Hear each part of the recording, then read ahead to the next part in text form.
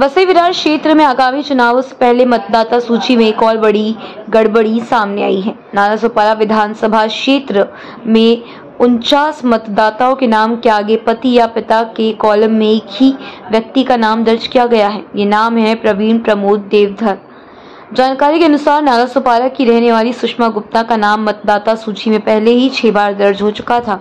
उस प्रकरण में के बाद अब एक और चौंकाने वाला खुलासा सामने आया, जिससे चुनावी प्रक्रिया की पारदर्शिता पर सवाल कर दिए हैं। इस बार सूची में 49 अलग अलग मतदाताओं के नामों के सामने पति अथवा वडील के कॉलम में एक ही व्यक्ति प्रवीण प्रमोद देवधर का नाम दर्ज किया गया है। ये तथ्य सामने आने के बाद स्थानीय स्तर पर हड़कंप मच गया है। बहुजन विकास अघाड़ी के माजी सभापति नीलेश देशमुख ने आरोप लगाया है कि प्रवीण देवधर भारतीय जनता पार्टी के पदाधिकारी हैं। देशमुख का कहना है कि मतदाता सूची में गड़बड़ी कोई साधारण गलती नहीं, बल्कि चुनाव को प्रभावित करने की साजिश है। उन्होंने आरोप लगाया कि भाजपा द्वारा मतदाताओं पर प्रभाव डालकर चुनावी जीत सुनिश्चित करने का प्रयास किया जा रहा है। देशमुख ने प्रशासन से इस पूरे प्रकरण की तत्काल जांच की मांग की है। उनका कहना है कि मतदाता सूची में इस तरह की गलतियां लोकतांत्रिक व्यवस्था के साथ खिलवाड़ है और दोषियों पर सख्त कार्रवाई होनी चाहिए। इस बीच स्थानीय नागरिकों और विपक्षी दलों ने भी इस मामले में नाराजगी जताई है। उनका कहना है कि पिछले कुछ महीनों से मतदाता सूची में कई बार ऐसी त्रुटियां सामने आई हैं, जिससे जनता का विश्वास चुनावी प्रक्रिया से उठता जा रहा है। अब देखना ये होगा कि चुनाव आयोग इस गंभीर मामले में क्या कार्रवाई करता है और क्या दोषियों के खिलाफ कोई ठोस कदम उठाया जाता है या नहीं। Bureau report, VRS news. माझं नाव निलेश दामोदर देशमुख। नेमका काय प्रकार आहे? कारण सुषमा गुप्ता ही जी मतदार यादी बोगस नाव आहे त्यांचे नाव समोर आलेली आहेत आणि सुषमा गुप्ता ही आपल्या वार्डामध्ये राहता असं सुद्धा सांगण्यात आलं होतं। हो, त्या लेखी जी सुषमा गुप्ताचं जेव्हा मी पडताळणी केली तेव्हा मला असं कळलं की ती जीवदानी चाळ नावाची आमच्या वरती वस्ती आहेत, साधारण नगीनदासपाडा विभागामध्ये, आणि त्या ठिकाणी जीवदानी चाळ ॲड्रेस सांगून त्या ठिकाणी ती महिलेचं 5 वेळा नाव होतं।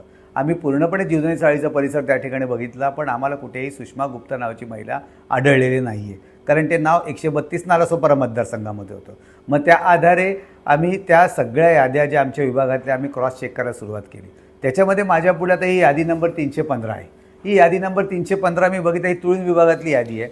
तर या यादीमध्ये असे असंख्य घोळ सगळ्या यादीमध्ये आम्हाला समोर आले। त्याच्यामध्ये एक घोळ असा होता की एक व्यक्ती आहे प्रवीण प्रमोद देवधर, ह्या व्यक्तीने जवळपास नावाने 49 नावं, आता जर तुम्ही याच्यामध्ये जर बघितलं तर हे मला यादी दिसते, हे 198 नंबरचं नाव आहे।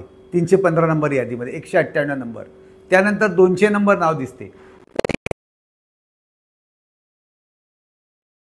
वडिलांचे नाव असते, परंतु या सगळ्या ठिकाणी नाव येईल तुम्हाला प्रवीण प्रमोद देवधर। याच्याकडनं तुम्ही जेवढे पुढे सरकवाल याच्यामध्ये एका ठिकाणी हे पत्त्यावर तुम्हाला मी आणखीन नावं दाखवतोय। हे एक नाव आहे, याच्या सगळ्या 335 नंबरचं सेम नाव आहे। ह्या सगळ्या ठिकाणी जर तुम्ही बघाल तर तुम्हाला सगळ्या ठिकाणी अशी, आता ह्या ठिकाणी हे 6 नावं आहेत, 7 नावं, याच्या ठिकाणी तुम्हाला पती किंवा वडिलांच्या ठिकाणी प्रवीण प्रमोद देवधर हेच नाव आढळेल। वास्तविक हे नाव रजिस्टर करताना जो सेल नंबर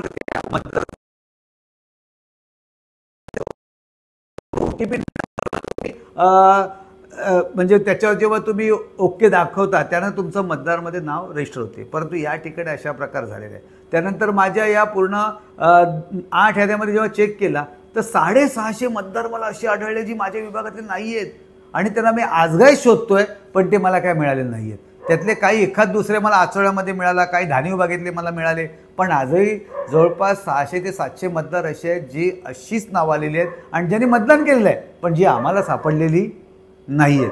काय नेमका आरोप आहे तुमचा? हे कुठून नावं, कसे नावं?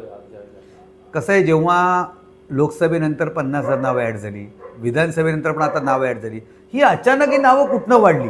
कारण शेवटी माझा विभाग हा सेंट्रलाइज आहे, इथे फार रिडेव्हलपमेंट किंवा असं काय झालेलं आहे किंवा कुठे फार नवीन विकास कामं झालेली नाही आहे। हा जुना तुळींज एरिया जो नगरपालिकेपासूनचा आहे, आणि ह्या जेव्हा यादीमध्ये जेव्हा माझ्या यादीमध्ये जेव्हा नावं वाढली तेव्हा मी स्वतः चेक केलं की एवढी तर नागरी वस्ती माझ्याकडे वाढलेली नाही आहे। शहराचा बाह्य परिसर असेल तर आपण समजू शकतो की नावं वाढणं किंवा नवीन इमारती, माझ्याकडे कुठल्याही नवीन इमारत झाल्या नसताना सुद्धा माझ्या विभागात जवळपास मी जर सगळं बघितलं प्रत्येक यादीमध्ये 200-300 नावं वाढली, जवळपास 8 याद्यामध्ये मिळून जर बघितलं तर जवळपास 2 ते 2,500 नावं वाढली।